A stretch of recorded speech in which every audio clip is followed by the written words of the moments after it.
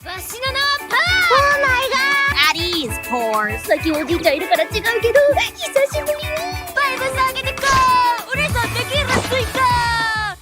Hello, everybody, and welcome to a brand new season of Castaway Anime. I'm Neon Manta. And I'm Crunchy Bagels. And today we're completing this full circle we started a year and a half ago by reviewing the entirety of Dragon Maid S, the second season of Miss Kobayashi's Dragon Maid. And if you want to keep up to date with the podcast, then please like the video, subscribe to the channel, and head on down to the comments below and tell us what we should cover in the future. And with that out of the way, the show's good. Yeah, alright. I guess we're just if you jumping enjoyed this right episode into of it. Castaway Anime, be sure to like the video. Did you know? We just end it right there. Yeah. I mean, what's more to be said? You should watch it right now. Do it. Do it. Yeah, there's the podcast first started talking about specifically season 2 of Dragon Maid, but then it never got made into a podcast show until now because we thought nothing of it at the time aside from, it's just a typical Dragon Maid kino. I watched the entire show week to week in season 2, and you infamously let it pass you by. So it's a bit of a running meme at this point. I'm terrible at watching shows that I know will be good. The same thing happened with Kaguya-sama Love is War Season 3, as well as the movie. The same thing happened with K-On! I know I'm gonna love K-On!, but I only watched the first season, even though the second one is supposed to be where it gets good. Yeah, this is a huge bra moment. Yeah, I truly don't understand. Like, I can understand like watching the first episode or two of a show and of like its first season and not keeping up with it because maybe you just don't have time. But like, I feel like once you get into like multiple seasons of the same show and you've already dedicated so much time into it and you know that you love it to such a degree, you'd think you'd just be like, yeah, fuck it, I'll watch it. I think it's just some sort of irrational fear that it won't live up to my expectations, and occasionally also a factor of time, but probably mostly just that. Well, after putting it off for a year and a half, did Dragon Maid Season 2 live up to the expectations? No, it was terrible, and I hated every second of it. I won't even do that bit. That's so overdone at this point. I do it like every time I enjoy a show. It's maybe even... I'll go ahead and say it. I think it's better than Season 1. Absolutely it's not a incredible. question. 美味しくなりましたよ。召し上がれ。魔法っていうか呪いだろこれ。まあ。コック長を呼べ。はーい。コック長もメイドもドラゴンもトールです。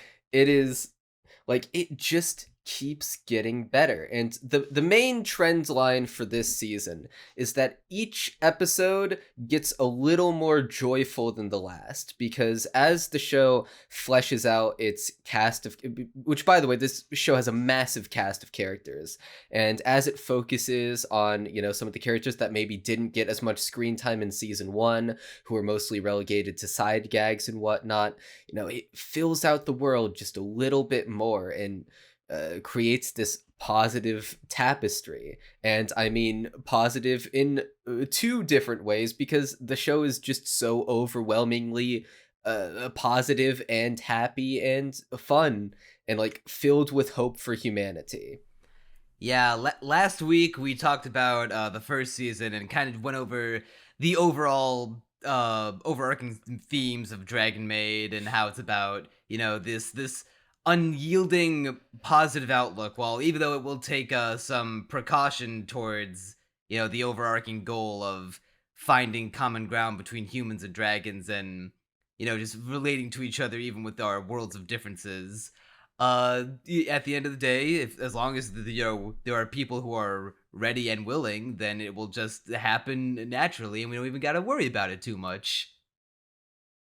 Yeah, and the season really goes right for the jugular in attacking its main themes of humans and dragons getting together with the character of Ilulu, who is introduced in episode 1 and becomes a part of the main cast by episode 2. And her entire shtick, at least in the beginning, is that she's part of the more radical fringes of the Chaos faction. So Toru, she's like... I she's like like a that little there's bit... degrees of chaos. I love Yeah. how Toru's like, oh yeah, I'm all for chaos, but like a moderate amount of chaos, a responsible amount of chaos. Ilulu's just like, actually, I want to see the world burn. Yeah, it's like Toru and her father actively don't want to like harm humans if they don't need to. They are for killing God, which is based, but they are anti killing all the humans for no reason. Whereas Ilulu, and the show makes sure to impart this on the viewer due to her upbringing. Kobayashi asks her, like, what ideals do you have that differ from the other dragons around you? And Ilulu responds, it's all the same. And she's essentially been, through group conformity, has had these ideals imparted on her that the world just needs to burn. You gotta be radical, chaotic all the time, chaotic chaos. And she hasn't really thought for herself all that time. And she's someone who has had it in her head from a young age that humans, yeah, they suck. Never go near them. They're all evil. They're all gonna tear you to bits. They hate dragons. They're the worst. And Miss Kobayashi then manages to, through working together with Toru, convince her that, hey, this can happen. Humans and dragons can work together. There is a certain amount of common ground between dragons and humans, and we can learn to respect each other despite our differences in physical strength and abilities. Yeah, but not before season 2 opens on a incredibly well animated fight scene between Toru and Ilulu, done almost seemingly to just flex once again. There are 2 major flex fight scenes in this season, and yep, that is one of them. And I still love how canonically Ilulu's tits are where she hides her firepower. I mean, hey, so they start glowing. Whatever helps when Cool she's Kill about sleep to at night. Whatever gives him the justification to draw the shortest stacked lolly possible. It is also canonical that she is holding back. She used her powers to make them as small as she possibly could. So just have that in your head when you're watching the show. Yeah, even before we just talk about the opening, I know we're on the topic of the start of the show. I know we're on the topic of Ilulu, but I want to make sure that we get this out of the way just up front. The second opening's even better than the first. The first time, if you recall, way back in the summer cast, way back when I probably stuttered every other word. Back when the man formerly known as Ev. We don't talk about that man. That man is long dead. He's dead and buried. And I didn't like it as much. Mostly because of the song. I actually did enjoy the visuals quite a bit. But I have come around on the song quite a bit. And I do think I prefer the song of the second OP. I think I marginally prefer the visuals of the first. Not to say the second one is lackluster. Far from it. But the first one is just so iconic and also so weird visually. There's so many weird visuals that'll stick with you forever, like the T-posing, flying through the sky. That's become such a meme. The Toru growing out of Toru, growing out of Toru, growing out of Toru. I love that shot. Fafnir on the flowers. Elma, the Elma cylinder getting cut on to the bits. candy. Yeah. Yeah, I do love. I love both of them. I kind of have like the opposite opinion you have, where they're both god tier, and I just prefer. I prefer the song outright of the second one to the first one. Love Supreme. but in terms of visuals, I think I just barely prefer it. To be fair, one of the things that's doing the heavy lifting is I adore the homage that it pays to Nichijou with the zooming at the beginning of it, because no, not only does it pay homage to a previous KyoAni show, it felt so appropriate, especially considering this was their first big show that they came back with after the horrible arson attack they suffered that killed a lot of KyoAni staffers, including oh no, I'm such an asshole. I'm blanking on his name. I want to say Yasuhiro Takemoto. I will look it up for you, but while I am looking it up, I do also appreciate that homage, especially as someone who, unlike you, has seen Nichijou and it thinks it's one of the funniest shows ever. I have not seen Nichijou yet. Great. I've seen a couple of the jokes from it, and I know it for a fact so funny. That's going to be like one of my favorite comedies. Hilarious. If I see it. Yeah, the Yasuhiro bread Takemoto. Okay, so I did get it the right. The bread joke. Yeah, just the expiration date. Who she eats it and like, oh yeah, but it's already too late. She's that like one. Slowly chewing on it. Expiration date on bread.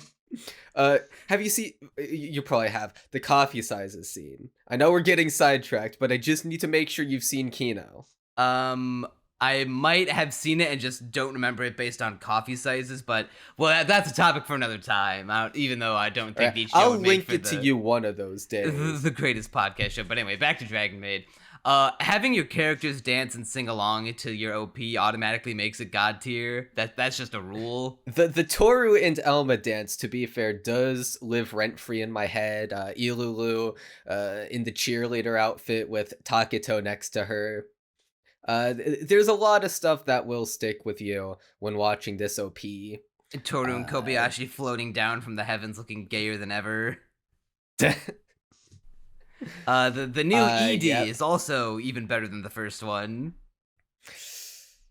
That's so hard. That's so, because while I remember back in the day not having too, like, the ED didn't really have much of an impression on me. I will say I'll prefer the time. song of the first one, but visuals, it's not even a question, dude. I've had the Dragon Girls visuals easily. I've had the Dragon Girls dancing saved as GIFs on my stream deck for the longest time. I need green screens of all of them. Literally all of them. I think some of them I don't know if they have like green covered screens up by but the others. I could send you the GIF files. I could send you the do. transparent GIFs. Because yeah, that is amazing. The first ED, the song does admittedly make me a little nostalgic because it was my first anime. It's a treasured memory for me, and that ED, every time I watched those, I was put in the perfect mood, the absolutely perfect mood. It's an absolute bop. Yeah, and the second one, the song not quite as good, but like I just picking my favorite dance that the Dragon Girls do is just so hard. Toru does like the little like waved side to side with a wink. Elma just does the Johnny Bravo, the monkey. Ilulu does like the little growl. I'm literally looking at them on my stream deck right now. Luca does the little hand the wave. Final frame of them all with like the jagged background saying "Gao" is and they're all doing one little dance. Like they're all doing another unique dance. I love Elma's little like jumping, hopping up and down on alternating legs while pumping her fist in the air, and then like does a little skip in place. It's very cute, very adorable, very good. Amazing, yeah. And how bittersweet it was to see that the first episode, I think, was credited as Takemoto was the episode director, and I think it was like dedicated to him. I did not see that in the credits, so although it is a very sweet gesture. Yeah, because I was worried when this leading up to the premiere of of the second season, when it was announced, I was over the fucking moon. I was like, hell yeah, because how often does KyoAni do a sequel to a show not called Free? I mean, they've done it a fair bit. They finished off Love, Chinibyo, and Other Delusions, surprisingly. Yeah, they but like finished K-On! Wasn't K-On! Season 2 very, very recent after K-On! Season 1? This was a I have no 4-year idea. gap. Which means we are now only 2 years away from season 3, allegedly. Allegedly, yeah. Hopefully, they better do it. But no, I feel like KyoAni tends to be pretty good at getting back to their shows. Hibike Euphonium, they've obviously finished. A Silent Voice. Myriad Colors Phantom World, I think, covers all of the source material. It was short. I think they made up their own ending. How many volumes was Myriad Colors Phantom World? Was it It's not? literally like two or three volumes. It's like barely anything. Okay, yeah, well, that makes sense. That show. Yeah, 3 volumes. The story fucking sucked. I mean, they only tend to do it when it's like immediately after, because like I think K-On! Was. And they did it shortly after season 1. Same thing with Sound Euphonium, and even then, like they're working on Sound Euphonium season 3, but that's still like a bit of a ways away, and that's a pretty big gap. Have they? I'm gonna keep it a buck with you here. I literally do not know what you're talking about. Like, I don't know what show they've just left for. Maybe Beyond the Boundary. They made a sequel movie, did they lift it off? Well, yeah, they made a sequel movie, but that was in 2015, I think. I don't know. Dragon Maid just kind of like strikes me as the type of show that like I wouldn't think KyoAni would give it a season 2. Maybe is it just because it has fan service? It doesn't seem like their type of thing. Not necessarily that. It's just like, I don't know. I'm thinking of like shows like Amagi Brilliant Park, Lucky Star, fucking what else is there? Nichijou didn't get a second. There's like plenty of Nichijou stuff left to adapt, right? Actually, Nichijou was mostly adapted. It would have been like at most a 12 episode core. Like Okay. they had probably just enough for that. So I think that's also it was a financial failure. So that's actually probably why. Now that I say that. It feels like they don't often do sequels, to me at least. At least to things not called Free or Haruhi. But they also kind of. I mean, to be fair, they put Haruhi to bed. Yeah. So. To be fair, Haruhi did also get kissed a sweet goodnight. So. Yeah. You are. I guess it is more fair than I was initially giving you credit for. Yeah. Which is why. But we're still gonna get Dragon Maid season 3 though. Yeah, you're not convincing me otherwise. I wish. I'm still wishing. Yeah. So back to my original point. When it was first announced, I was hype as all hell because like, oh shit, one of my favorite animes getting a season 2. Hell yeah. Then the arson happened, and a lot of the not a ton of the like original staff died, but the director died, and I think he was supposed to come back to direct season 2, and a lot of the, I think a number of key animators died just across the board, not just on Dragon Maid, and I was worried that, oh no, like is this gonna be like how an anime studio who's like so beloved and talented and respected in the industry like gets tragically cut short because they not because of like greed or because of shitty anime industry practices, but because they were just tragically lost their lives in an arson attack. Like all those thoughts were flowing in leading up to the premiere of season 2 in the summer of 21. And then I watched the first episode, and I was like, I felt they were like a phoenix rising from the ashes. I was like, hey, not only are we not going the fuck anywhere, we're going to make this even better than the first season. In fact, we're going to make this probably the best looking show we've ever made. I I mean, in terms of it being the best show they've ever made, I mean, can't it's up. speak on it being like the best, Kyoto Animation anime of all time, but like in terms of their recent output and like how between like art and animation, I would say it's one of their best. Cuz the art In is terms of recent output, it's definitely the one that vibes with me the most stylistically. This show has a lot of visual personality, and something that immediately struck me about the directing is that there is a difference. It's not immediately noticeable, but it's a lot more bombastic than the it's a first lot season, faster I feel. paced.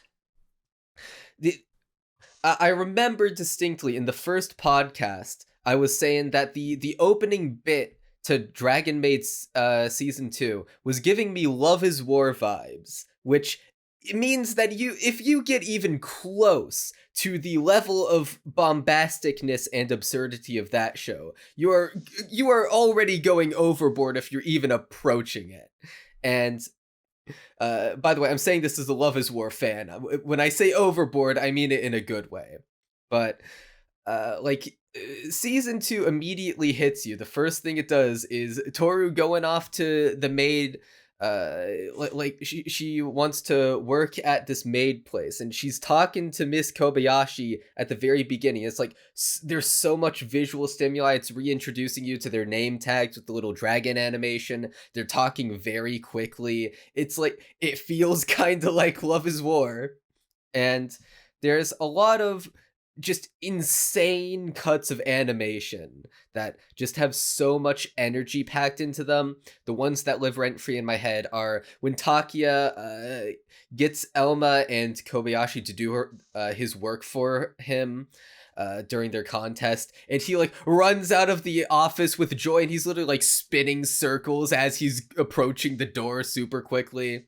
Or when Elma is like rushing through the woods trying to find Saikawa and Kana, and it's just the most absurd animations. She fights a bear, and like when she sends the bear off running, he's like spinning around in circles again, doing all these goofy motions before running off to his cave. It's that sort of stuff that I don't remember ever being cranked up to that extreme in the first season.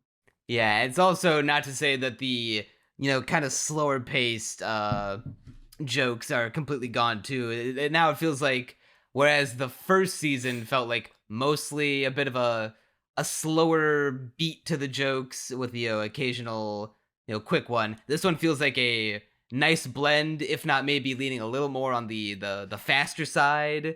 One of the a couple of slow jokes I can think of, just typical stuff with Kana and Saikawa, where it's just them vibing outside. It's even less like focused on the like, goal of telling a joke, and more of just, hey, they're being cute, and that's kind of fun to get when just seeing them vibe together hanging out.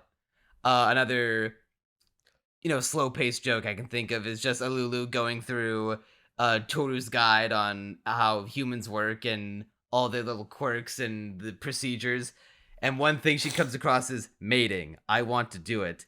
This is biased. And Toru's like, it's what I want to do. That joke was amazing.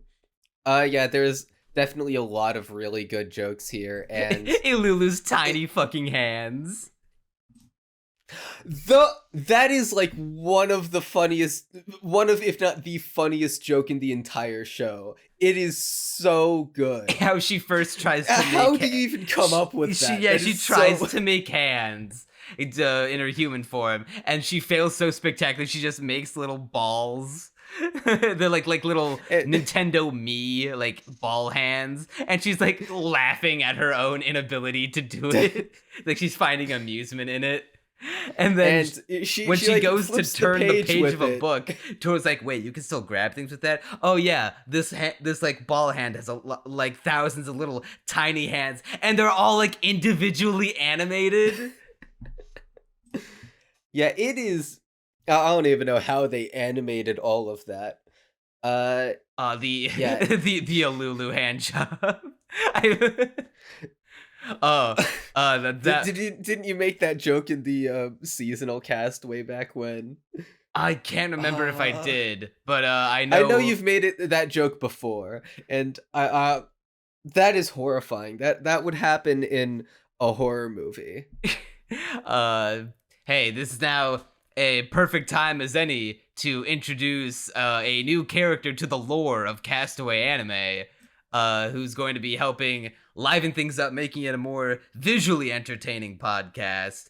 Ladies and gentlemen, please allow me to present to you Editron, the editing computer. There he is. Whoa, Editron. I'll program him to put up a very humorous gif of Bochi convulsing on the floor while meme text of Ilulu hand job is above it. Amazing. Big Amazing. foot job with the psych ward grippy socks energy. Oh my god. But yeah, it feels more more overall comedic, I'd say. Whereas season 1 almost feels it's hard to put an exact word on it, but I guess atmospheric? I don't think that's right, but I get we'll what you roll with it. mean. Like it's more of like a slow boil in a stew, whereas this one you're just cranking the stovetop up to a quicker boil. Yeah.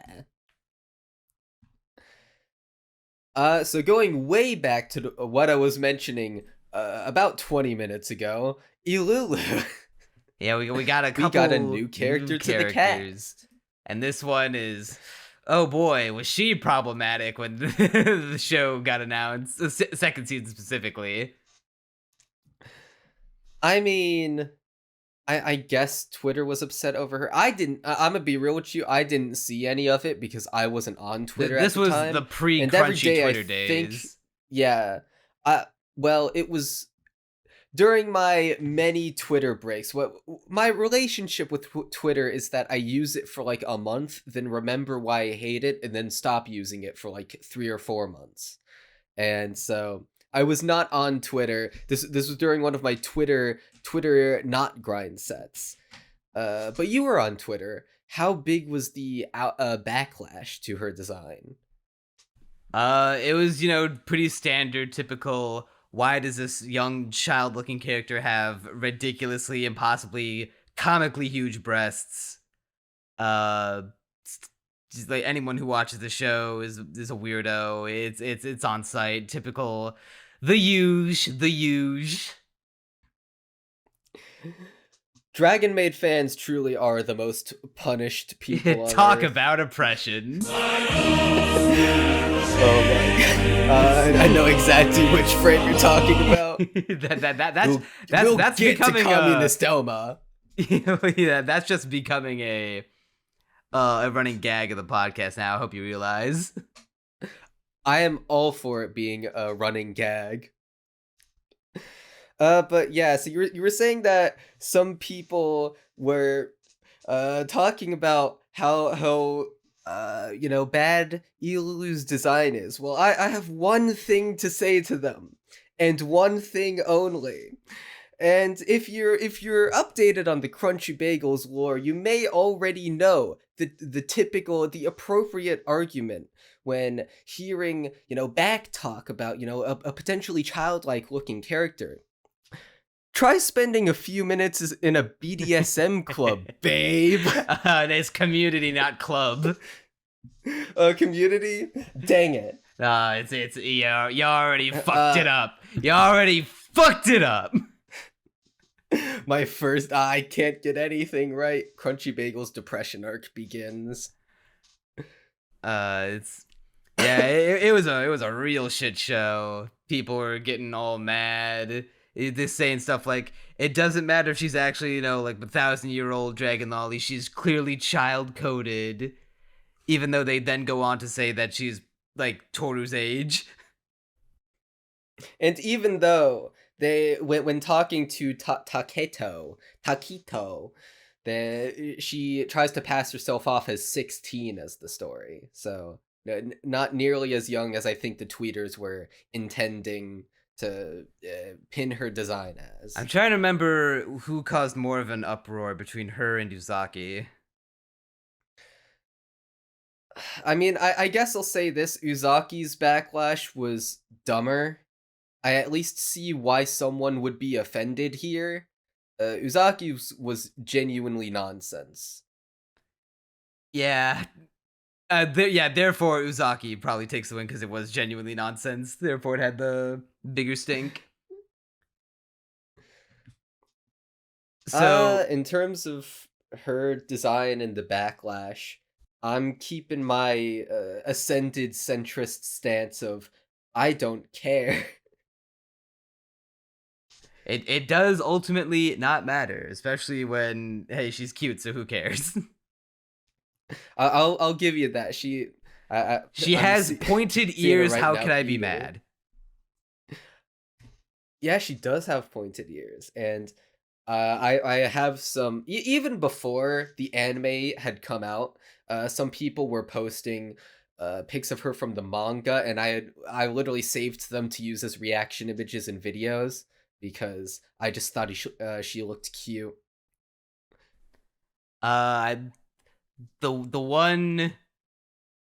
Well, actually, never mind about that. The one. One. There's something about the manga, but the point has nothing to do with this. So observation one. When Ilulu shows up on the scene, her first thing is that, "Hey Toru, what the fuck you doing? Kicking around in the human world, you bum. It's I'm bringing you back, whether like alive or dead." And then they have the big fight, and even though Toru is explicitly stated to be stronger than Ilulu, Lulu recognizes her advantage here in being like, "Hey, you may be stronger than me in the dragon world, but it seems like you're limiting yourself here on purpose, whereas I think I can do some damage when I don't hold back." Yeah, so what ends up causing Toru a struggle in the fight is that Ilulu sends a bunch of rocks shattering down towards the town below. Her aim is to just cause as much destruction as possible because she knows that Toru's gonna stick her neck out for the town. And so she sends him down. Toru ends up hidden, basically spreading out her wings in order to catch all of them, but in doing so taking damage. And Miss Kobayashi, upon seeing this, is like, "Elma, you gotta help us. You gotta help us, bro." But Elma, being part of the Order faction, she's like, "This is a chaos faction squabble. The only thing I'm gonna do is perception block, and that's gonna uphold the Order and have dragons remain unknown to the general human populace. But otherwise, she explicitly states, if Toru were to fall, then I will jump in and keep the city safe." And so she's accounting for that possibility, but she won't butt in more than is absolutely necessary. Unless you just bribe her with snacks. Which is exactly what Kobayashi starts just listing sweet items to her, and each time her face just gets a little more nervous and a little more delighted. I you love can see the struggle happen in real time. Yeah, it's a nice parallel to the season 1 finale of Kobayashi, just losing her cool, calm, collected persona and kind of just like begging and acting emotionally to stick her neck out for Toru when she's in danger. And so when Elma puts up the barrier and Toru is like finally able to let loose all of her power, she just fucking one-shots Ilulu and then does this really fucking badass cut where she opens up her portal with her hand, almost seeming like force pulls her down into it and then closes it. Yeah. Oh, from like the Ilulu. from the perspective of her hand. God, the show goes so very, hard very far away. To. Yeah, the first 2 episodes of this are like super plot focused, compared to most of it being very loosey-goosey and comedic. And so And by plot, I mean, of course, Ilulu and Kobayashi are on. Well, okay, first, Ilulu finds Kobayashi on the street and is like, because she is thinking back on, hey, Kobayashi and Toru are spending time together. They're, she like stuck her neck out for a dragon. What is this? This challenges my beliefs. I must resolve the cognitive decadence. I intentionally messed that up. And so she... Do you mean cognitive dissonance? Yeah, I did that on purpose. But then I had to clarify and it wasn't funny. Anyway, it ceased being funny when I clarified it. And so she approaches his... okay, that wasn't on purpose. She approaches Kobayashi. She's like, yo, man, this ain't right. I'm never going to accept you. They have a little bit of back and forth, and she eventually...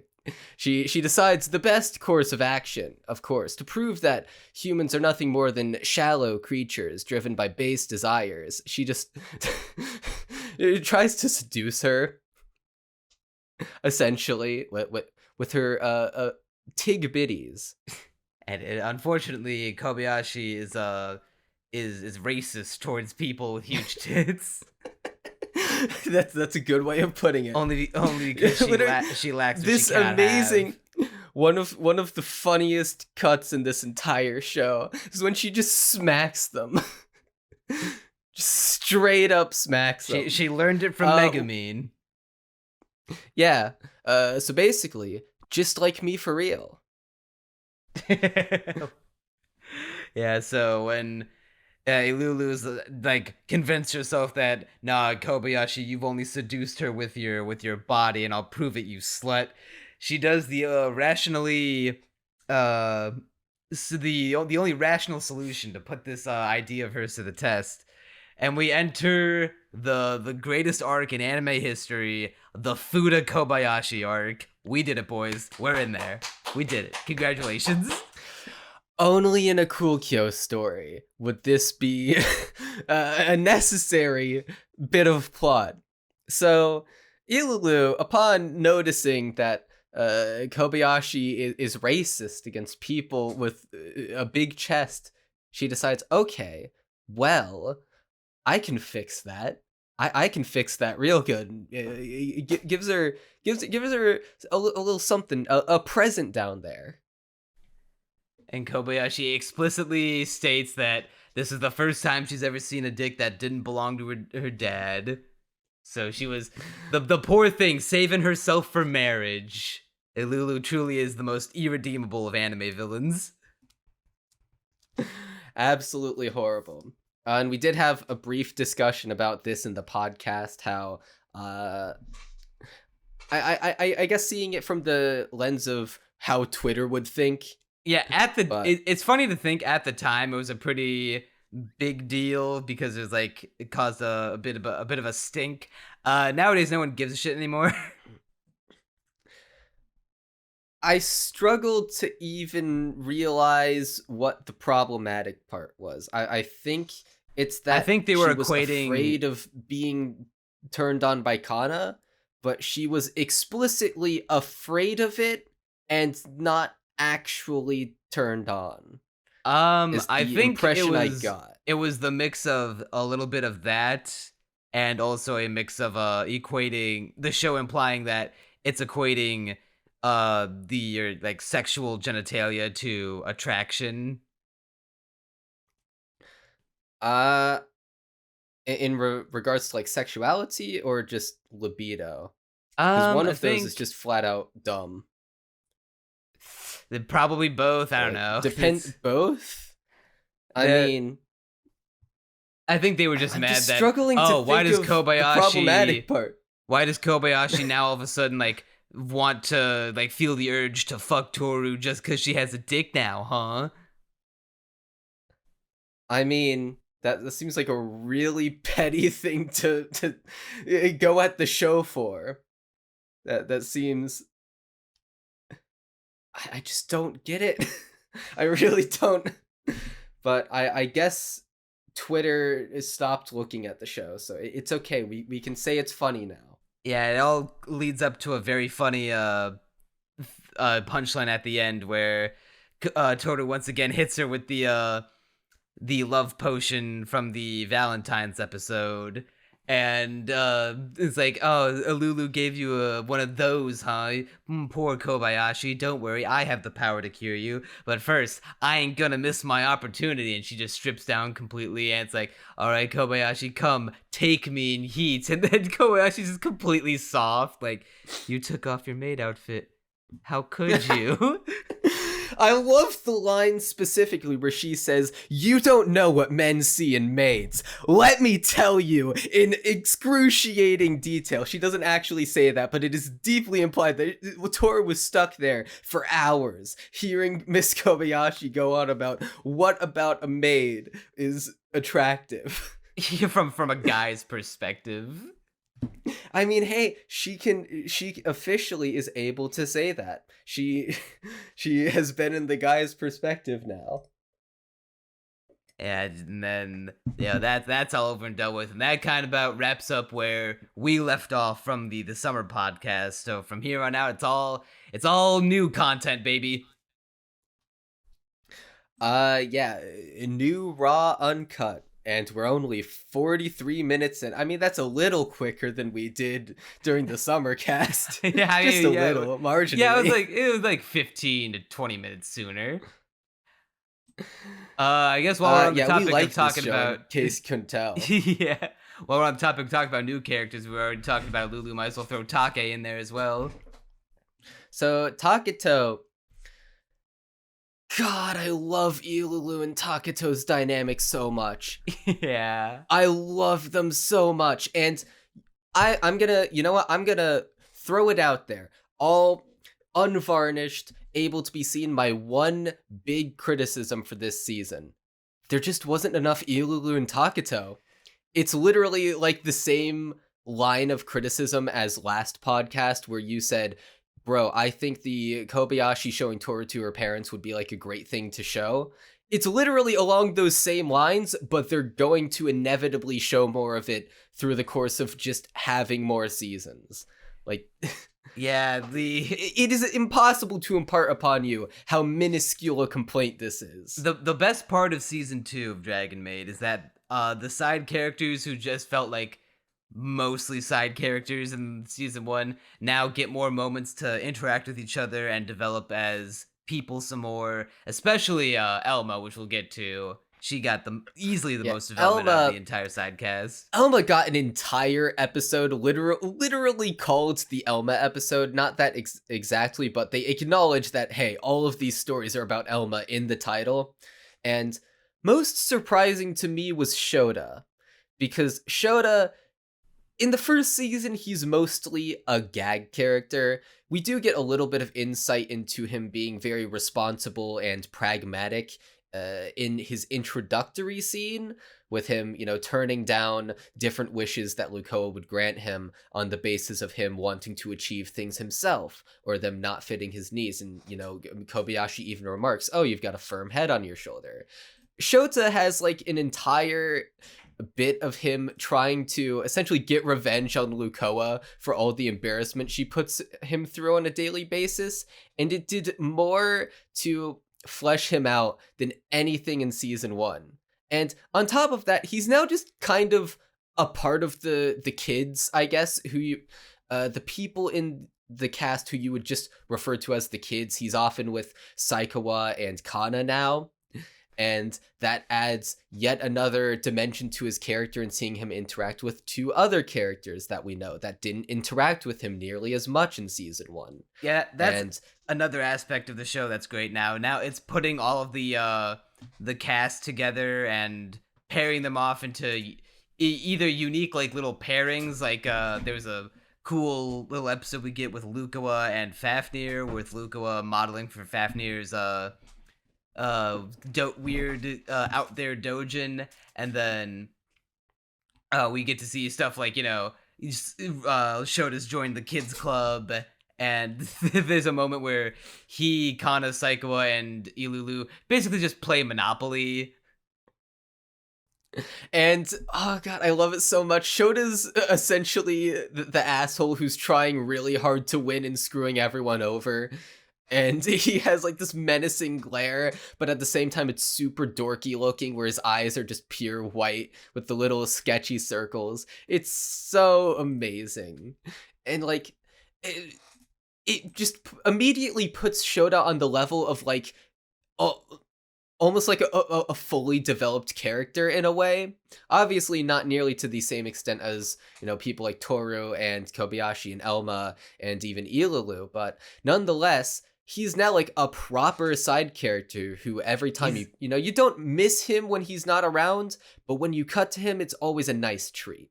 Is how I would put it. He's on this this new arc.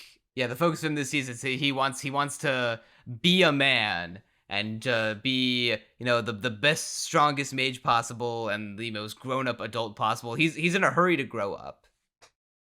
Yeah, he there's one part, another story where he's making this, in my subs, it was a magic bauble for his dad, and he's trying really, really hard. And Lukawa, you know, says, yo, I can help you out. And he's like, no, I need to prove my worth to my dad. I need to be the strongest mage now. And, you know, he's asking Takia for advice. He and Takia have this really funny, very... They're gamer buddies. They're gamer almost. Bros. Well, yeah, also that, but... He also looks up to Takia because he views him as a man. Well, it's even better than that, because at the beginning, he thinks of Taki as like cool and responsible and well put together. So he gives Takia this little magic orb that allows him to essentially make Fafnir his what the fuck is it called? Familiar? Not apprentice. Familiar. There we go. Yeah, familiar. And you know, he gives it to Takia in exchange for him essentially teaching him how to be an adult. And then Shota sees Takia put on the glasses and has, you know, a lot of his impression of him completely usurped. But at the same time, he still respects him, and they eventually become friends on more of an even footing where they're playing games together and voice call. That's another thing. This is sort of off topic, but how based is it that characters are talking to each other over voice call? Discord is canon in anime. The thing is, whenever I see scenes like that in Dragon Maid, I'm popping off. I'm like, this is literally my life. This is happening right now. You're witnessing this happen right now, listeners. Me and Neon are in voice call together. We are not in the $1,000 studio. Not yet, anyways. Not yet. Anyways, speaking of, you should check out Crunchy's Patreon. Give us money so I can, I don't know, move to Florida and then eventually take a caravan around the world and ditch the podcast. Too soon or not soon enough. Both, and also, but both of them being true it makes it funnier.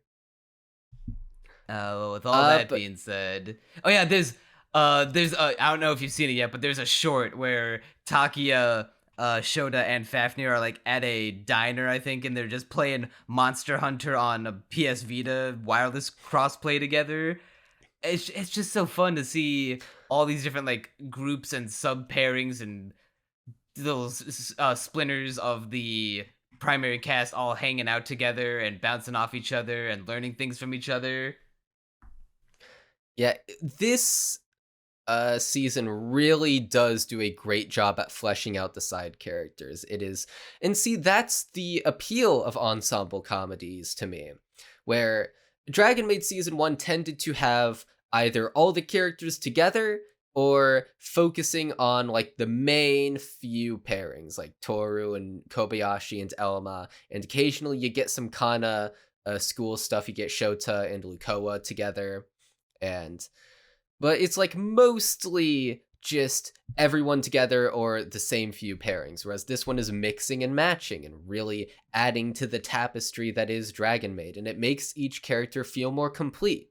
And as well, they're also putting characters through arcs, and like and I say arc, it's more like they set up a conflict and then resolve it by the end of the individual story, but nonetheless, it's still adding to their characters. And I know I'm saying that's another thing a lot, but that's another thing. That's one of the big points I wanted to make with this podcast. I did the thing you did and had some overall overarching points that I was going to make written down. So, something that I've noticed about a lot of slice of lives that I enjoy is that what helps determine their quality on a moment to moment basis is the quality of the small stories it tells. Because you can, if you wanted to be real cynical and just a jerk about it, you can say, well, nothing happened for the majority of Dragon Maid Season 2. And it's like, yes, but actually no. Because while nothing overall, for the overarching narrative, you can argue nothing's happening there. Nonetheless, there's these small little stories that are nonetheless adding to the characters and, putting them through things and developing them in small little ways. And it's those stories that comprise the majority of this season. So stuff like Takia not wanting Fafnir to be home while his parents are coming over, because he's like, well, how am I gonna show them Fafnir, who is like all drab and emo and wants to destroy the world half the time? And so, they eventually have a bit of conflict where, well, not really conflict, but more so, Taki is trying to get him to move, but he won't, and he eventually gets the familiar orb, and he, thinks about the ramifications of that and is like, well, I don't want to put Fafnir under my thumb. So he literally says, Fafnir, here. And he tosses the orb to him. And Fafnir's like, you know what I think of this? And eats it. Best meal of his life. He's like, it's completely worthless to me. But they have a talk. He's like, Fafnir, why did you let me call you Fafkun? I mean, that put you at danger, right? And Fafnir goes on not only talking about the lore of how dragons, like the concept of young and old only began recently, or like child and adult, and that was based off of mimicking humans, and he rejected that for the longest time, but saw Toru and Lukoa doing the same, and he's like, you know what, maybe like I disapprove now, but I want to see like what all the fuss is about. It's almost like this, I guess, cynical curiosity, but he eventually sees that it's working out, and he's come around more and more to their side over time, and him letting Takia call him Fafkun is another part of that. And it's just small little things like that that really complete the show. Yeah, you hear that when Luko and Fafnir talk about dragons having no concept of child or adult.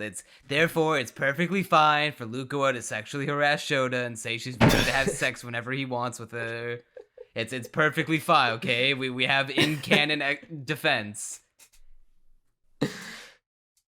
Oh my god. Listen, man, it was very of the utmost importance of the lore to establish that Lukoa can canonically make you piss yourself. That was established. Yeah, Lukoa. Oh god! If only the Onimai author, if only Neko Tofu had come up with a character like that, he would have had the time of his life. If only fucking what's his name? I can't believe I'm blanking on his name. The Maiden Abyss author man, Akihito something. Akihito Sakushi. Yeah, Sakushi. If Lukoa existed in the Maiden Abyss verse, or just had a character, it was just like a monster who like all they had to do was like look at you or like touch you or like inject you with something and you just you piss yourself instantly. Oh man. He wouldn't be able to control himself. This show has this knack of just inducing instant joy in all who watch it. A lot of the moment to moment stories are just very fun and whimsical, and like it's not like the show is actively, like we were saying in the first part of the podcast, it's not like the show is actively ignoring the worst parts of humanity. There is literally a girl who gets kidnapped and presumably is about to be held at ransom, and Kana has to, go out there and save her. But it's like it always feels like it's looking on the bright side of things, and through fleshing out the cast in each of its small little ways and bringing them together, and it's like this season is really about making everyone feel closer together, because like Shota being part of the Gamer Bros, the stuff with Elma, which by God we will certainly get to, and she becomes more of a fixture in the cast and more friendly with everyone involved. And it's like these people are really coming together as like their own extended friend group, and in doing so it leads to the show feeling very inviting. Yeah, it's such a comfy atmosphere to put yourself in. It's like there's so many things you could just like pick up about and gush about, like how we mentioned one thing that we like, and that spurs into another thing that we liked, which spurs into another thing we want to talk about. That's the kind of show this is. It's like a Rube Goldberg machine of things we like, where it's just so interwoven. You knock one thing down and the whole contraption starts to move. How when Ilulu comes over to move in with Kobayashi, and then Saikawa visits and sees Kana and her hanging out, and she's like, hey, I don't know about Kana hanging out with this other dragon girl. She's kind of weird. She's kind of a weirdo. But then Ilulu is established to like to play with children, and she was forbidden to do so when she was in the dragon realm. So like now she has this opportunity to be like, oh, I can hang out with children now. I can finally play with them, and all that kind of stuff. She likes playing with children? Don't tell Twitter about that bit. Yeah, and then Saikawa, it's just she ends up dropping her preconceptions of Ilulu, and then it turns out she's a fucking hopeless 9-year-old lesbian because she gets kind of attracted to Ilulu as well.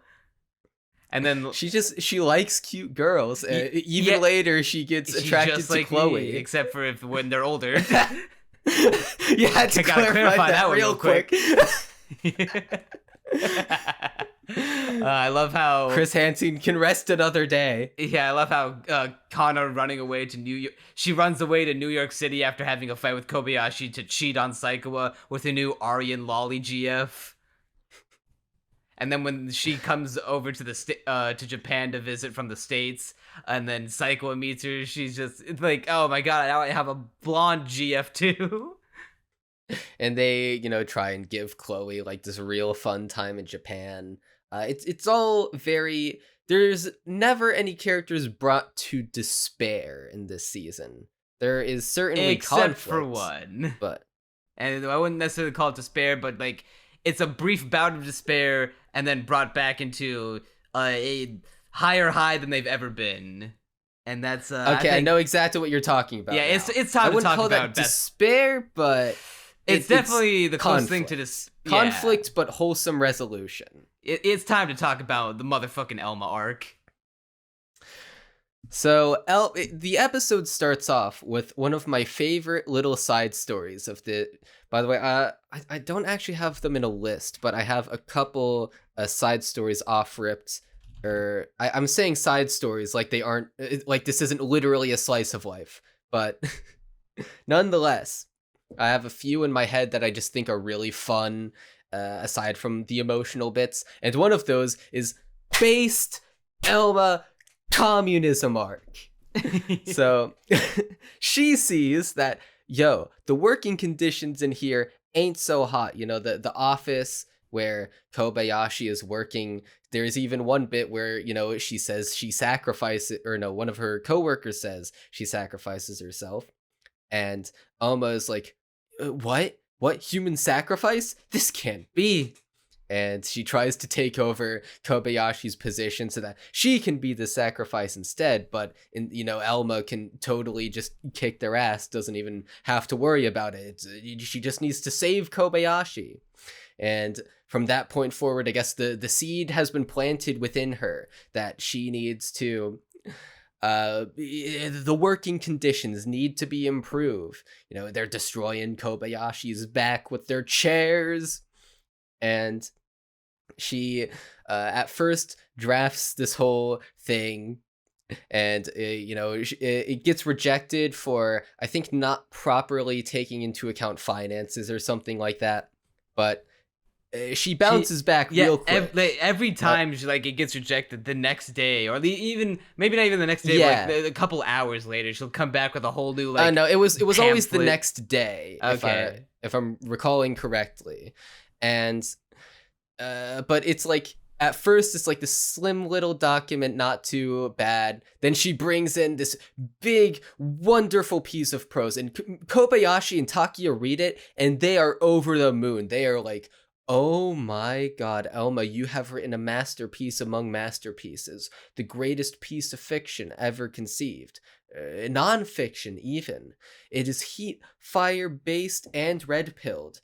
Elma, you send this now to the CEO, the CEO." Elma, start the union. Yeah, but, she sends it, and it don't work out so hard. She gets flatly rejected. And so it gets to the point where she makes this document that's super invasive into the employees' lives. There's one, it shows just a single page from it, and it's of an employee, so she uses her omniscience to take a look at everyone's work schedules and write them down. And she makes note of when people are at their desk, when people are using the restroom, when people have their elbows on the table. It literally has that. And it's minute by minute. And she uses it to track their exact time working and the exact productivity they have. And Miss Kobayashi and Takia are horrified upon reading it, but they're like, it is pretty persuasive, even if I don't necessarily agree with the contents. And so she turns it in, and eventually they get all called down. And by the way, the CEO is, being Shota's dad, knows that Elma used to be a water god and that she's a dragon and whatnot.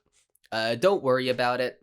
He's also friends with Toru's dad. Don't worry about it. We'll probably get back to that. But anyway, he, with his horrifying smile, he is like, there is no soul behind his face. And you can immediately tell that he is taken by the grip of capitalism, and it is too late for him. He must be put down for the good of the people. Yeah. He's just soulless.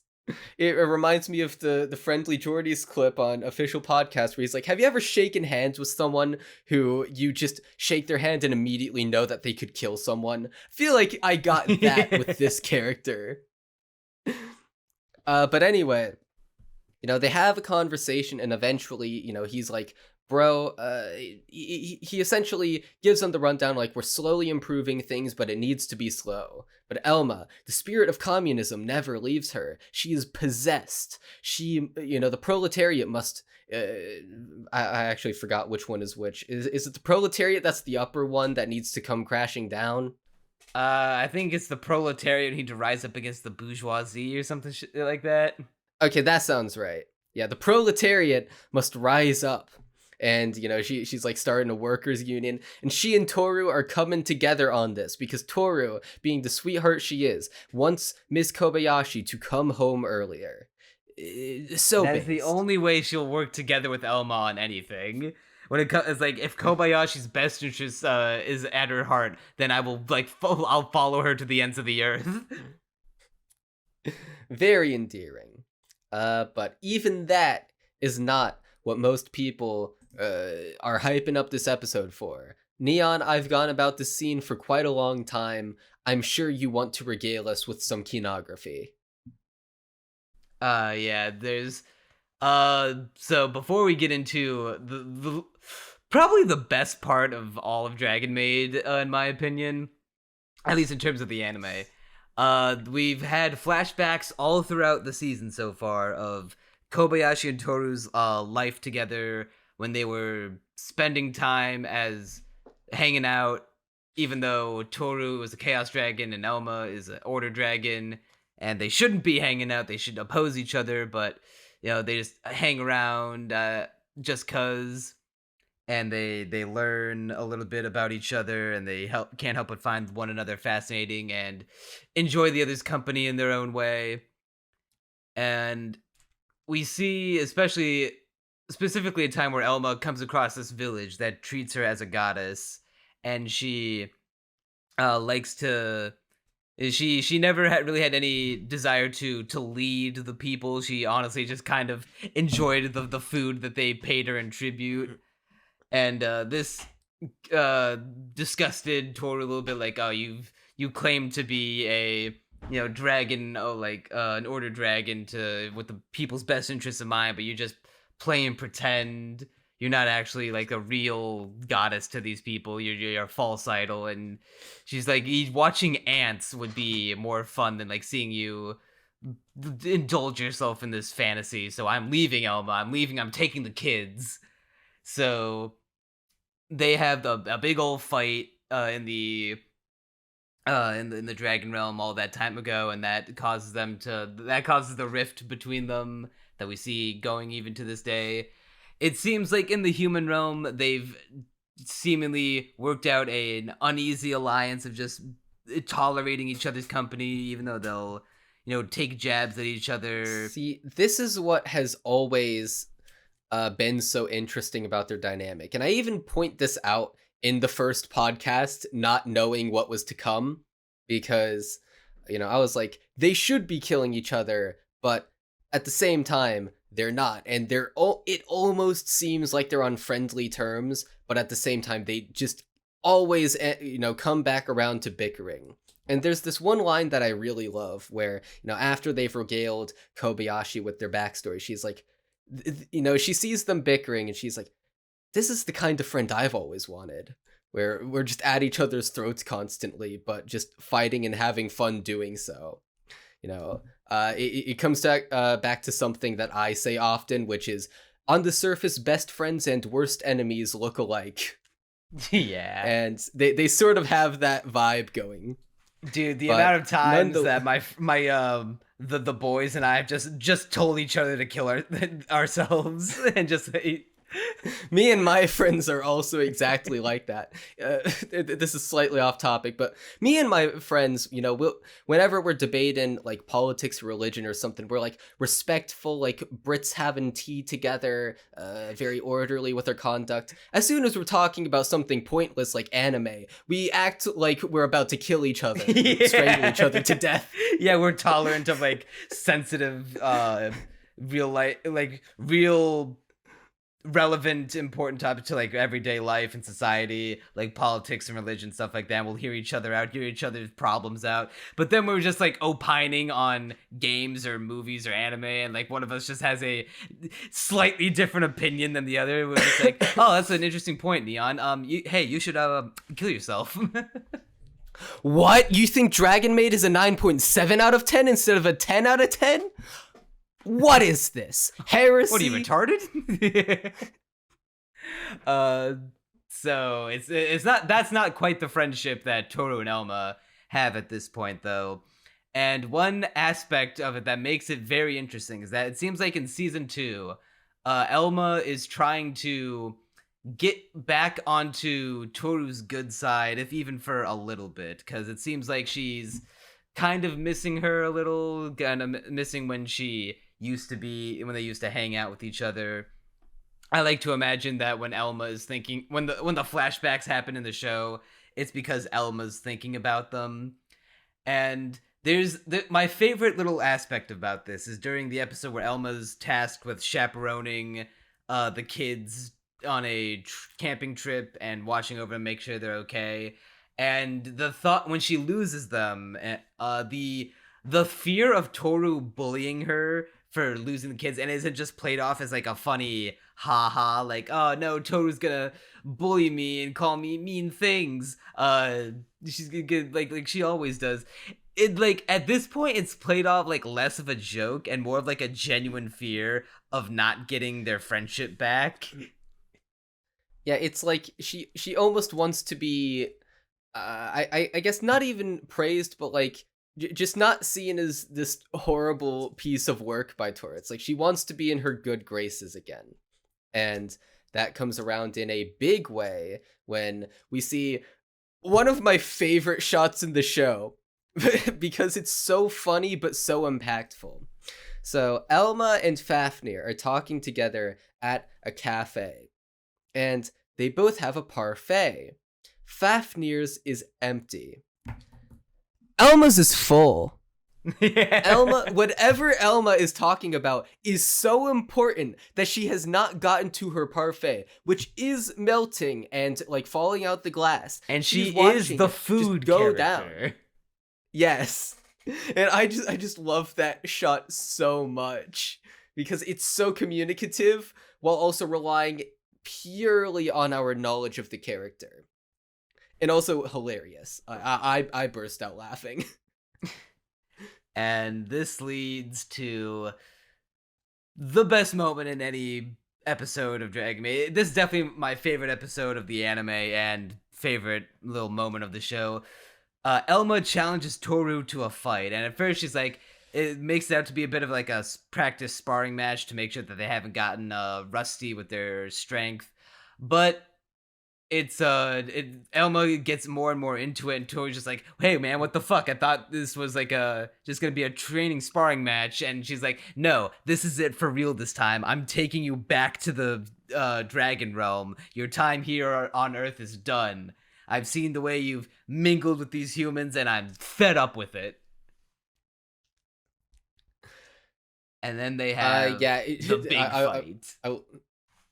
Yeah, so God, I love the fight begins with Elma, and I love this because it communicates so effectively, like this sheer strength that dragons have, like how incomprehensible their abilities are. She opens up a ravine, and they both start falling into it and continue the fighting down there. At one point, she gets blasted out of the ravine, and then comes back, and I think also blasts Toru out in turn.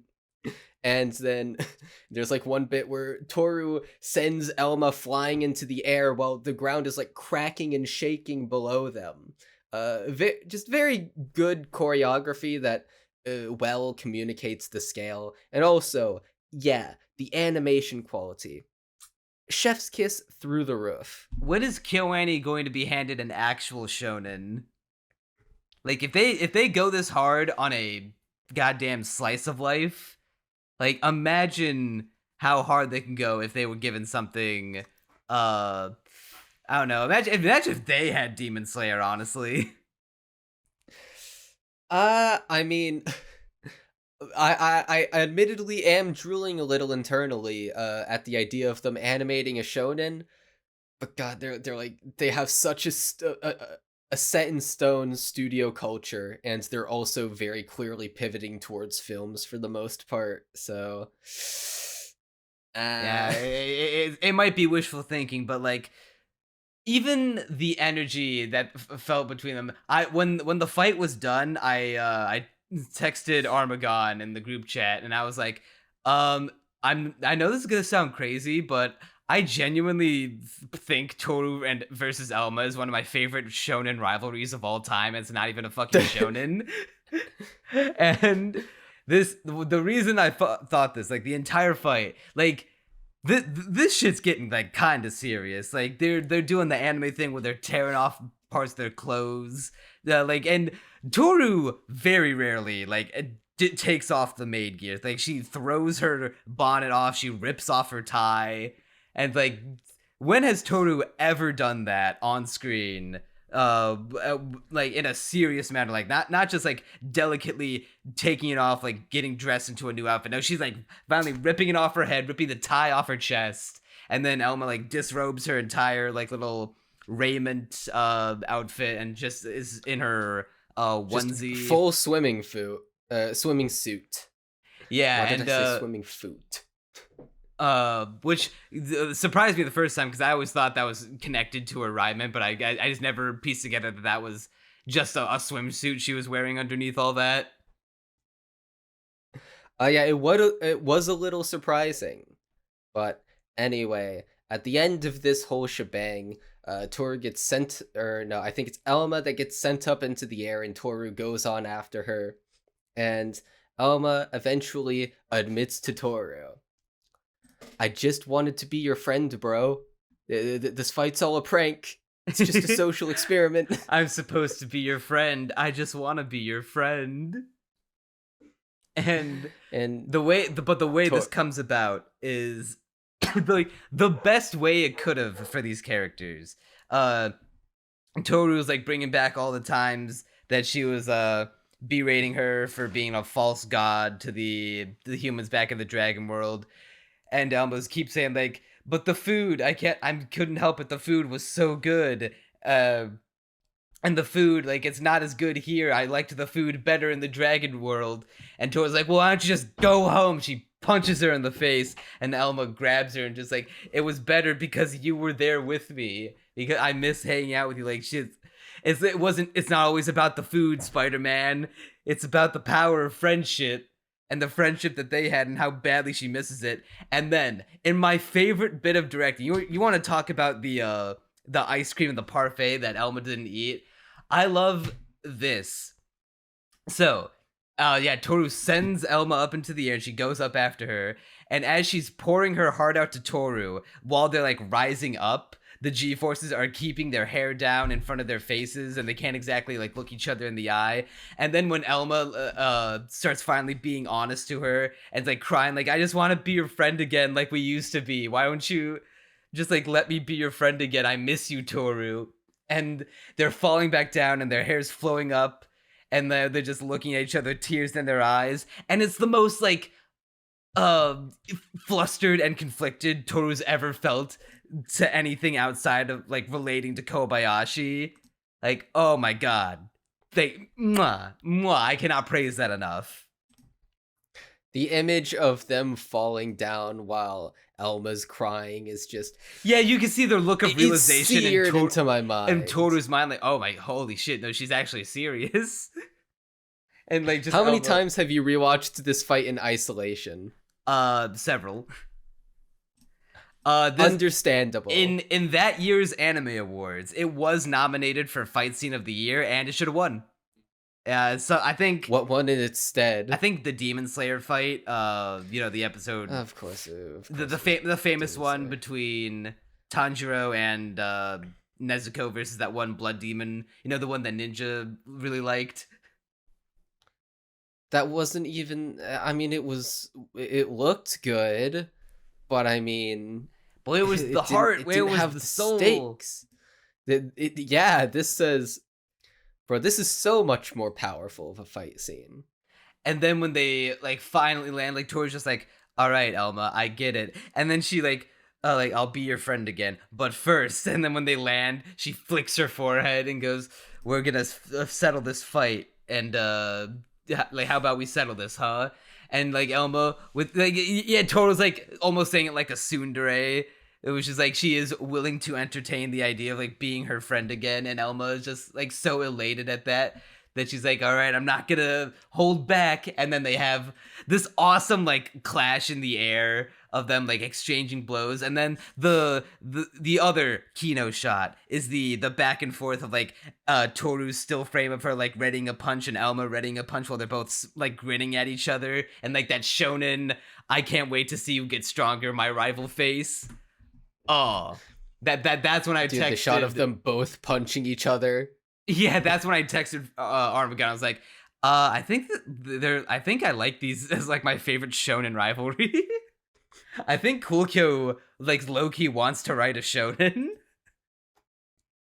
Because this is I mean, better than hey, like he'd be good at most it. shonen rivalries, or at the very least, Dude, is it's as just- good as some of the best ones. It's just such a good character dynamic, and from this point forward, Toru and Elma are they're just straight up friends. They still act generally the same. That's because they always deep down wanted to rekindle that friendship. Yeah, like And they haven't fully they become the best friends who look like worst enemies. Yeah, they aren't like, they're no longer at each other's throats every time they get, but they're much more willing to hang out with each other and entertain one another's company. It's just so, and it's just like so nice to see, because like this, it's an evolution of their relationship in the show, and like this slice of life where you think, the status quo could, stay the same throughout the entire show, and maybe only change a little bit towards the end when the series would be wrapping up. No, this is season 2, and now they're friends again. And, to bring back what I said about something in the last podcast last week, when the marriage arc hits, oh my god. Like, their friendship is going to be taken to another level. Bro, I have just the name marriage arc is making me need Dragon Maid season 3, 4, 5, 6, 7, 8, 9, and 10 now. The only thing I will say about it, that I won't spoil anything beyond this, is that I honestly actually cannot remember which one it is exactly. If it's either Elma's aunt, her mother, or her grandmother shows up and becomes a character. Give. I'm pretty sure her name is Telne. And that's all I will say about that without spoiling. KyoAni needs to make it. She's one of like, need to make season 3. I want to say 3 new primary additions to the cast that have not been introduced in the anime proper. They really are decking out the cast. Goddamn. Four if new you count. characters. 4 if I have no idea if Kana's dad is goes on to be like a reoccurring character. I just know that he shows up. If there's a season 3, he is absolutely showing up next season, because I think we're in volume 7 of the manga at this point, and the second season of the anime was announced during when Kana's dad gets thrown into the mix. Bro, I'm just saying, if they don't make this anime in the next like 5 years or something, I'll give them that much. Bro, I mean, I give him 2 years. 2 years? Yeah, I mean, that will have marked 4 years since season 2, which will have been 4 years out from season 1. We need it. I don't even want to entertain the possibility that season 3 doesn't come out. Yeah, it's stuff like the like Toru and Elma's growth that makes me want to like just inject Dragon Maid into my veins nonstop. Like, I wouldn't say Dragon Maid is my all-time favorite thing ever in the world, but if all of like pop culture and entertainment and media in general were like wiped from the face of reality, and the only surviving one that could be produced new things of forever and for the rest of time is Dragon Maid, I could be content with that. I mean, I'd still have a few things to say, but it would be a pretty good show to be stuck with if you had to. Yeah, if you were like stuck on a way. desert island and the only anime that you had with you was Dragon Maid. I would have no complaints, although personally I'd probably choose something long just to have more episodes to consume. If we're thinking, I could finally catch up on One Piece. There we go. That actually would not be like the worst thing ever. If I were like actually stuck in isolation, if I were made to like carry out a prison sentence, and I was like, "Yo, can I get like a TV and a Blu-ray player and the entire Blu-ray box set of One Piece?" I could do that probably.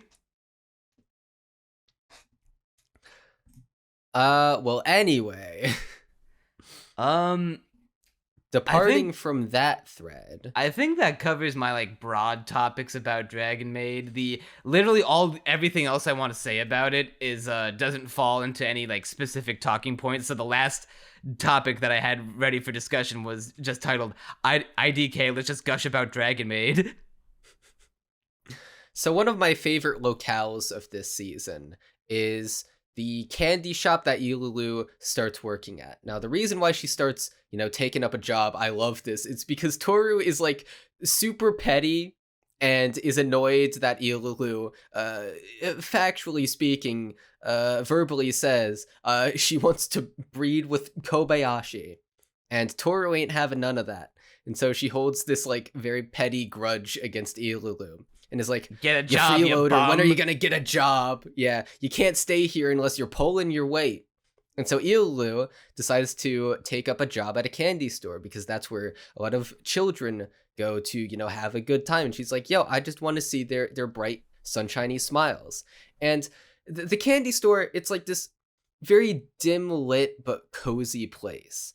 And you can tell that it's like super small, not like this big booming business, but at the same time it has like this cozy atmosphere that is so unmatched. And it's just, I want to work there. If I had to choose like a cashier job to take, that would be it. There's not a lot of work or like not a lot of people going there, so I can just bust out my computer, start writing stuff. You get to see, people's faces light up, primarily kids who just want to have some candy.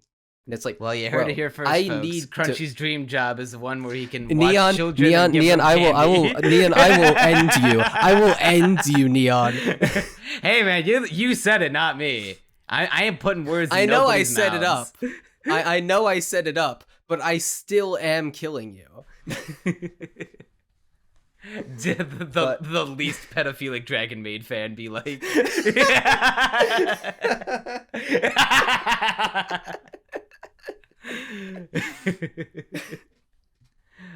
This will never be used against us in a court of law. Oh god.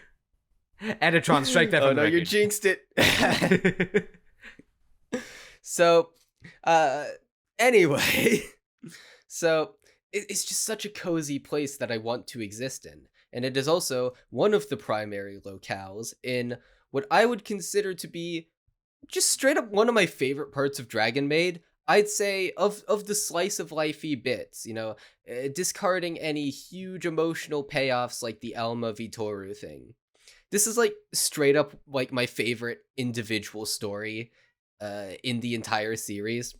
And it's about Ilulu finding this doll that's left there by a teenage girl. However, she doesn't know this at first. And Ilulu, back in the day in her backstory, she was given a doll that resembled her by a human.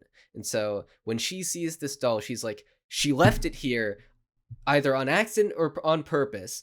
But whatever the case may be, I need to get it back to her. So she and Taketo decide, Taketo helps her out. They go around town. She's asking around, being like, yo, little kids, is this your doll? Do you know who this belongs to? They're going back and forth. Ilulu, is confiding in Kobayashi about it, being like, yeah, I'm just looking for, who has this doll. And eventually, it's, I think a day or two later, maybe the next day, she's like, bro, Taketo's like, you think we'll ever find it? Maybe they left it here on purpose. Like, maybe we can just keep it for ourselves. We don't have a big chance of finding who the doll belongs to in this big city. But Ilulu, she's driven. And eventually, she goes out. It's about to rain. It's very cloudy out. I think it's Kobayashi who tells her, yo, you can you have a heightened sense of smell, right? You can just smell who the doll belongs to. She's like, oh yeah, I can do that. And she sniffs it and, starts to set off for the neighboring town. But, it's about to rain, and that'll cover up all the scents from the doll, and, just in general makes it harder to smell, and she hits the ground crying as it begins to rain. But based Taketo gives her an umbrella and is like, yo, because at first it's set up like he's just leaving, like, oh, I don't care about this doll, it's dumb, it's stupid, we're never gonna find it. But no, he was like, it's about to rain, Ilulu. It's like, that made me so emotional. That was so good. But eventually Kobayashi and Toru figure out who owns the doll. They figured out what shop made it, and then they're apparently regulars, and Ilulu takes it back to the girl. And another detail I love is that it's a high school girl who gave it up because they were like being made fun of for, because like, you're in high school, why do you have a doll, baby? And she like left it there intentionally for like some kid to find, but immediately regret it, and is literally like crying tears of joy upon receiving the doll again. It's like, that's just so sweet. It's such a sweet story. And Ilulu is like, I get you, bro. She completely understands it because of her backstory. But she's like, I've never regret giving away that doll more than anything. She confides in this with Taketo. He immediately understands why she's so driven to give this doll back to her. Kino. And this one of my favorite parts of the show. Ilulu to fall for Take more and more as the show goes on.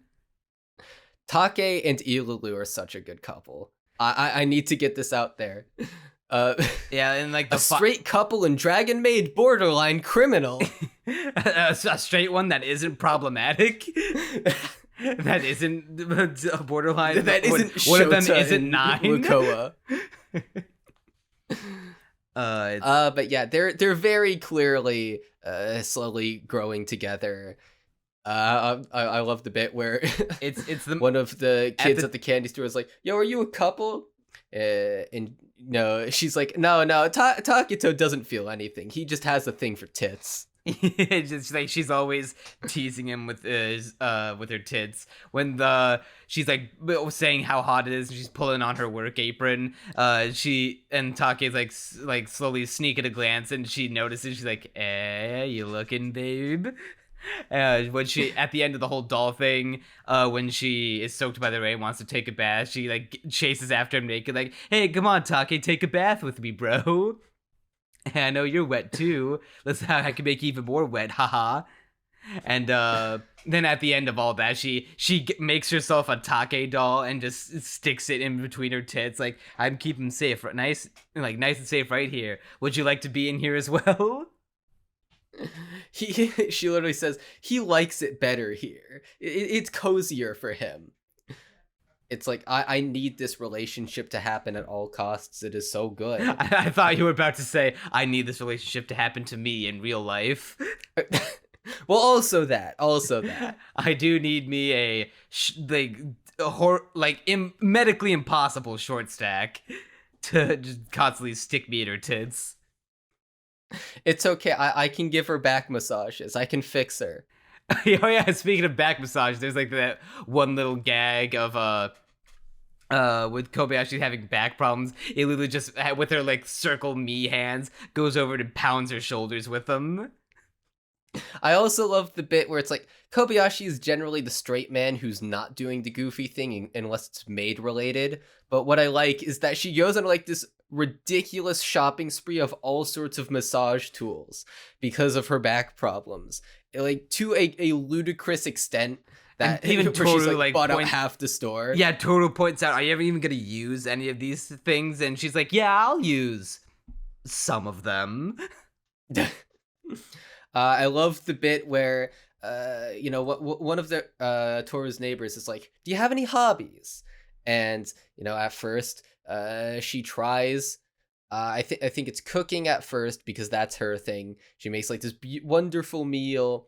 She tries music, and she like shreds on the guitar, blowing away the emo dude. She does woodworking, and eventually she realizes what the issue is, because nothing's fulfilling her. But the woodworking man is like, you're just some sort of crazy savant. It's all too easy for you. After she makes like this perfect bird. So eventually, what she decides is, a hobby needs to be fulfilling and challenging. So she decides her hobby, Kana mentions seeing idols on TV, and she's like, that's it.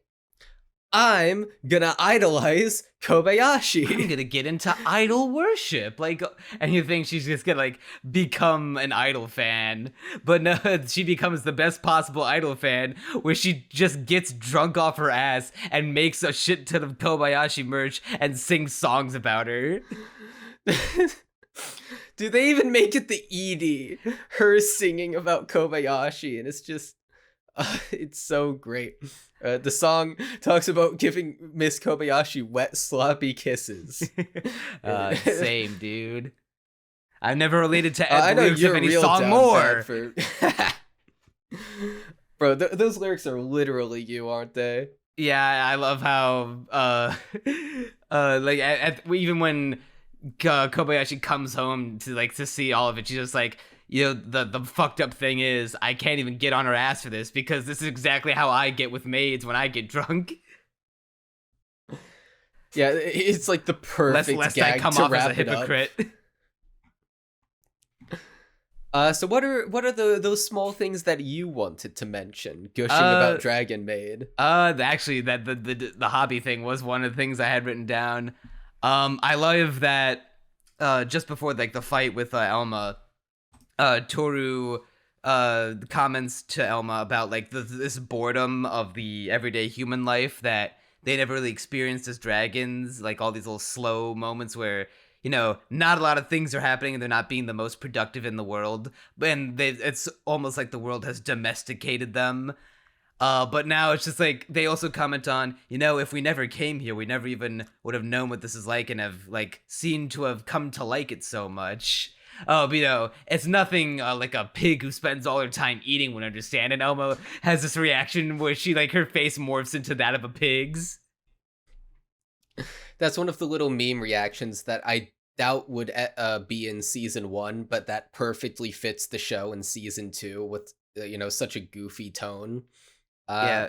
Another small thing I like, these little stories of Kana and Saikawa getting along with their classmates. They there's these random few classmates that they talk to. One of whom I refer to in my head as the future Dojin character, because his hair is over his eyes. Oh no! And the other friend keeps on flicking up his hair, and he's like, "No, stop it, dame." And they go on this adventure together through the school, where they're playing these different batsu games, these punishment games, where one of them is making Saikawa, being the leader and making Saikawa do whatever you want. And Kana gets down to the bottom first, much to Saikawa's amazement. And she's like, yes, Kana's the leader. She can make me do whatever she wants. Another game they play is, they're kicking, I think, a soccer ball into a can, or something along those lines. And the boys, it's boys versus girls, but they bribe Saikawa, because the punishment this game, the batsu, is that the losing team has to state their crushes, and Saikawa is dead set, okay, I need to hear who Kana has a crush on, because she doesn't care. Everyone knows she has the hots for Kana, and she literally says at the beginning, what kind of punishment is that? Bro, Kana's the only one for me. But he takes her aside and is like, yo, bro, you're gonna want this. You're gonna want her to say her crush. And dude, I love how upfront Saikawa is about her love of Kana, and how everyone just knows. Normally you'd expect Kana the character knows? to be shy about. Oh, Kana absolutely knows. Yeah. I think Kana sort of because she's so irreverent towards the idea of romance, she doesn't really, she vaguely knows she wants it, but at the same time, she isn't actively pursuing it. So, I imagine Kana has it in her head that she's going to marry Saikawa, but just isn't pursuing it actively right now because she's just so laid back about the concept. Yeah, we always talk about the who would win in the ultimate anime battle between Kana and Anya, but we got to be asking the real questions on what would an interaction between Saikawa and Becky Blackbell be like. I think they'd get along well. Yeah, they just gush about their girlfriends the whole time. Bro, if the Bechdel test is about not mentioning Anya, or no, or probably Lloyd as well, Anya, Lloyd, or Kana, they'd fail instantly. That's all they would talk about. Yeah, I love how when Kobayashi gets sick and Toru's like running herself ragged, just trying to find something to cure her, like she's not even like sick with anything severe. It's just like a normal ass cold, and Toru like will still put herself through all sorts of like physical obstacles just to make her feel better. And Kobayashi's like touched at this and will like even placate to her, being like, I don't know if the medicine she gives her even actually helps her, but she just like takes it and be like, yeah, I am feeling a little better. And it's like she said, you know what? Even if it doesn't work, it's all worth it just to see that smile. And it's the most beautifully rendered pan painted smile of Toru possible. It's like top 5 reasons to live. Number 1, that smile. And even better, Number 2, Catbirl Nekobayashi. Kobayashi. Yeah, Nekobayashi. I like yours better. Nekobayashi.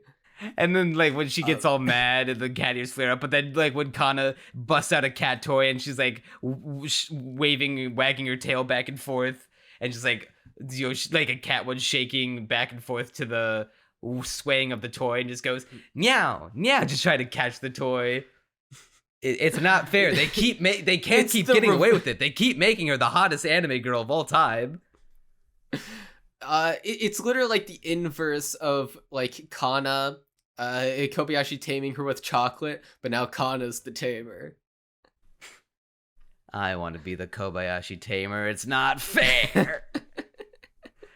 I love how fair. At the end of the episode where Kana runs away to New York and hangs out with Chloe, I love that in the letter that she writes, when she writes to Kana, she writes her name and her own name in hiragana, but the rest of the letters in English. And like, so I just imagine that she had to, just because she knew she was Japanese, she looked up how to write her name in hiragana just so she'd be able to write it properly. That I thought that was fucking adorable.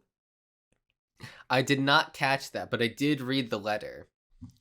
Nothing too special, but it is cute nonetheless that it is written out and readable. Another scene that I popped off for was Fafnir and Lukoa, right? Particularly Fafnir wanting to be a writer. I'm like, yes, they're doing my thing. And Takia tells Fafnir, like, yo, you're into treasure, right? Well, you know, the things you rate, you create from your own mind will be your greatest treasure. And I'm like, just like me! There's just so many things to just talk about. Like, they don't even have like an overarching point to the show. They just like little nuggets of things that just like are fun and just make the show fun and better.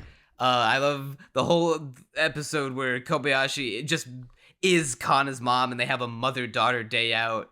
And like when Kana accidentally spills a drink onto her homework, and she like gets real flustered and anxious about it, and she tries to take a hairdryer to blow it dry.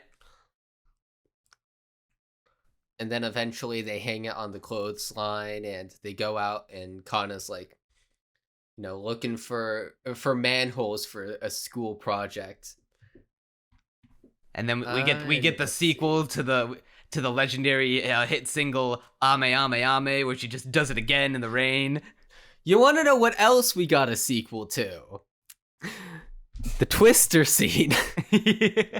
Everyone's favorite, except this time it's wait, it's a threesome.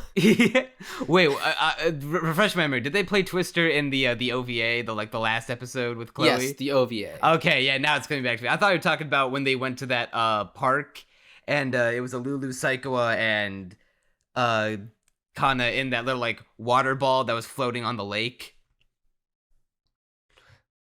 I do remember that, and Georgie was in a shirt costume. Oh, now that you're mentioning the fair bit, I'm remembering another hilarious Ilulu scene licking where ice cream off of Saikawa's cheek, or just licking her cheek in general. well, yeah, Saikawa just that, but also, uh. So Toru's like, yo, we're alone, away from the kids. Now it's time to do some adult things. Then Kobayashi pulls out her a security alarm. buzzer. Yeah. And Toru's like, why do you have your anti-crime alarm out? Yeah, like she's ready to blow the rape whistle. And like she's still like half smiling, trying to keep up the happiness. It's so great. And then there's a this will be jumping around a little bit, but the second to last episode of this season is about they're all hanging out at this festival, this firework festival, and then we get, for the first time, Kobayashi does outright say to Toru that she is kind of falling for her a little bit. At least in some way she is like becoming attracted to Toru. So yeah, the whole so building up to that moment, Kobayashi is like, Toru no longer being so obsessed with me, or at least as obsessed as she used to be. It's kind of lonely, but I'll work through it. And then she's seeing I think Fafnir and Lukoa and Elmer, or some pair of dragons like that, talking about things they experienced. She's like, oh, not my conversation. And it does feel a little lonely, not being able to join in on this conversation. But I'll get through it. And Kobayashi going hard on her intimacy versus isolation stage of development. She wants to get closer to people. And particularly, she's built this respect for Toru in her head, because she heard Toru's backstory from the Emperor and from Toru herself. And baby like, Toru. Baby Toru, what are we... oh yeah, baby Toru. I'm remembering now. I need that as a plush. Dragon form. Yes. Actually, literally the first thing is completely I thought off about was topic. like, I need that All now. right. Now, give it to me Completely now. off topic, although I don't have that as a plush. I do have the cutesy Dragon Maid Toru dragon as a plush. I am holding it right now. Oh wow, that's so cool on this audio-based show with no visuals. Yeah, I know. Now you just have to send a picture of it so Editron can put it into the podcast. Yeah, here I'll give Editron some fodder. Yeah, put his lazy ass to work. But yeah.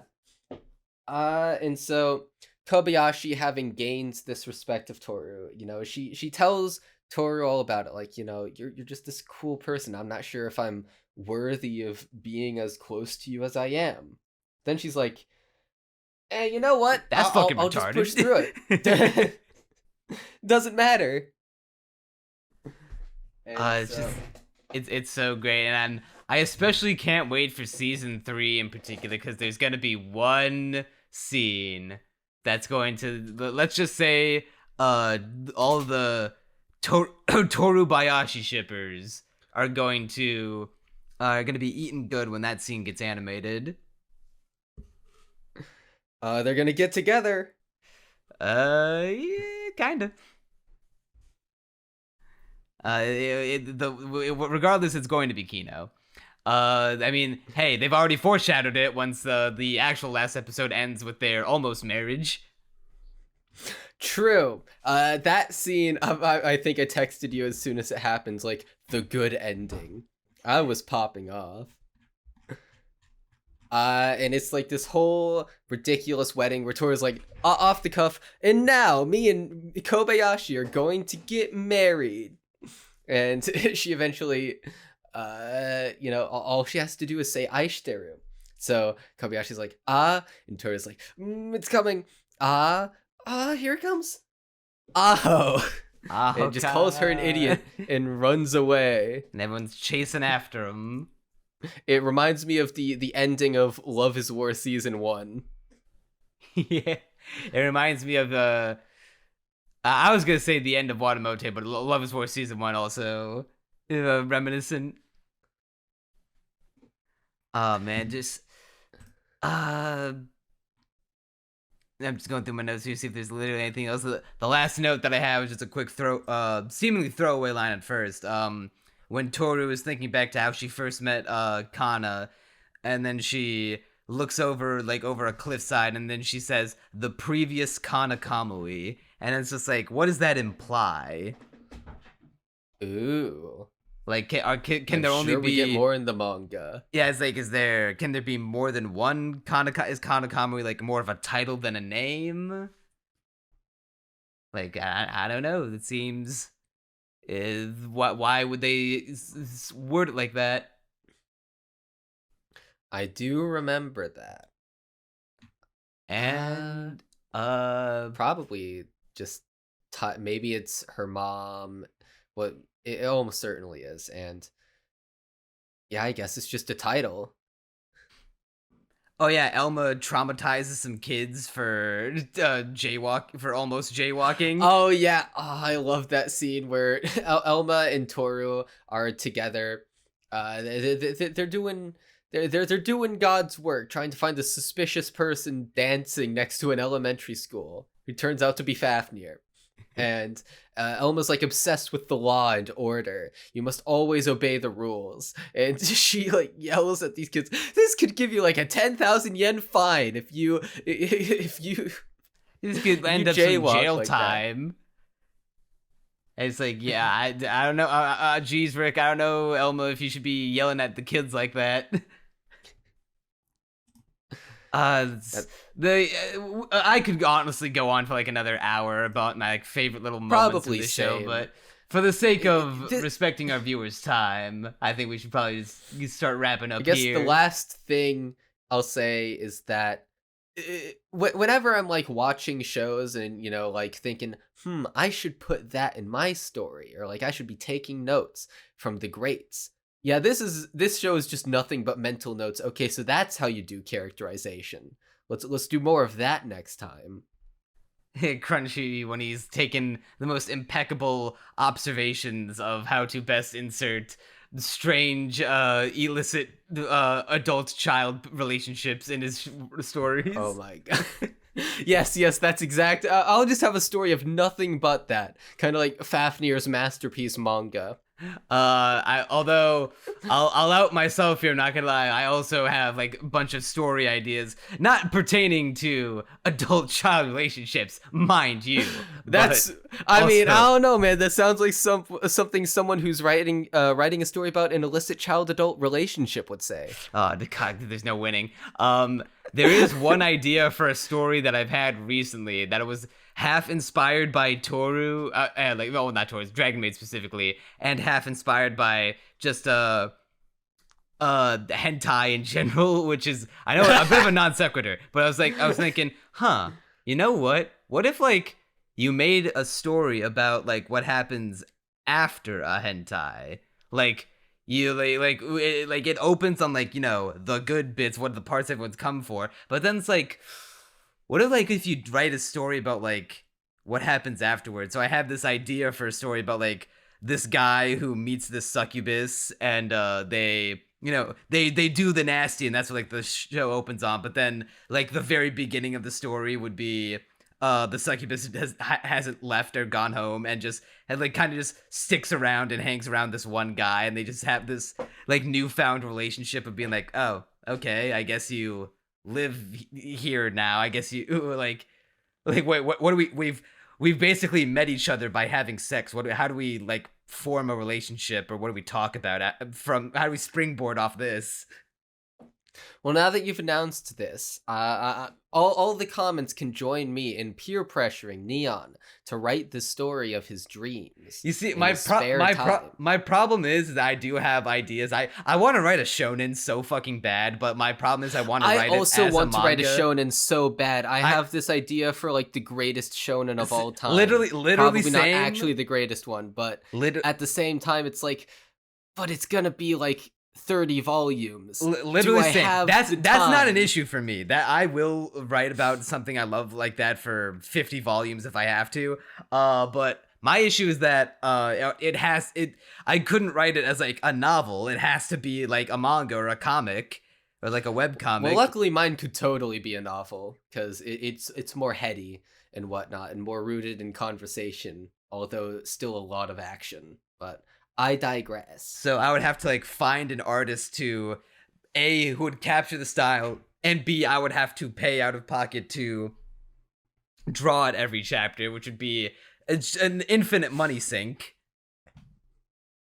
Who knows? Maybe someday when the podcast makes as much money as Trash Taste does, oh god, maybe then you will be able to afford the shonen of your dreams. Yeah, would they make in a month what most people make in a year? That would be the ultimate end goal.